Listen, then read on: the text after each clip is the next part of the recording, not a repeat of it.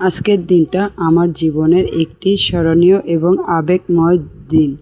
আমার ছোট ভাই, যার বয়স 18 থেকে 19 বছর, কর্মজীবন শুরু করার জন্য কাতার চলে গেছে। ভোর 5টায় তার ফ্লাইট ছিল। আমরা সবাই তাকে বিদায় জানানোর জন্য আন্তর্জাতিক বিমানবন্দরে গিয়েছিলাম।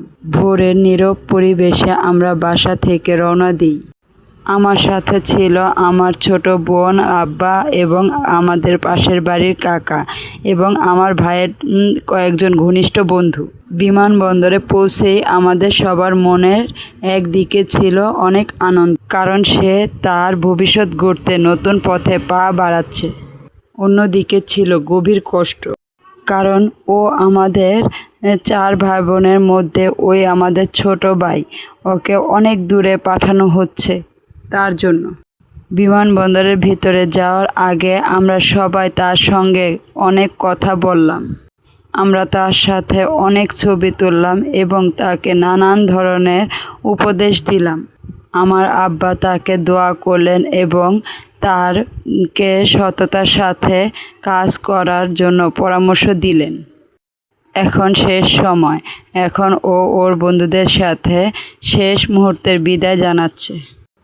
বন্ধুরাও তাকে সাহস জোগালেন এবং সততার সাথে কাজ করার জন্য শুভকামনা জানালেন।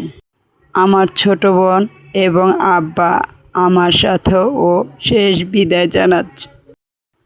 যখন একেবারে বিদায়ের শেষ মুহূর্ত এলো, তখন সবাই খুব আবেগপ্রবল হয়ে পড়লাম।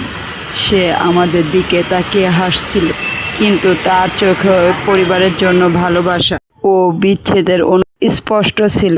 কিছুক্ষণের মধ্যে সে নিরাপত্তা চেকিংয়ের জন্য ভিতরে চলে গেল। ধীরে ধীরে সে আমাদের চোখের আড়ালে চলে গেল। তখন মনে হলো পরিবারের একটি অংশ যেন অনেক দূরে চলে গেল। আমি মহান আল্লাহর কাছে দোয়া করি আমার ভাইকে সুস্থ, সফল ও নিরাপদ রাখে। সে যেন তার কর্মক্ষেত্রে সফলতা অর্জন করেন এবং একদিন তার সকল স্বপ্ন পূরণ করে পরিবারের কাছে গর্বের কারণ হয়ে ফিরে আসতে পারে। আল্লাহ আমার ভাইকে হেফাজত করুক, আমিন। আপনারা সবাই ওর জন্য দোয়া করবেন। আল্লাহ হাফেজ।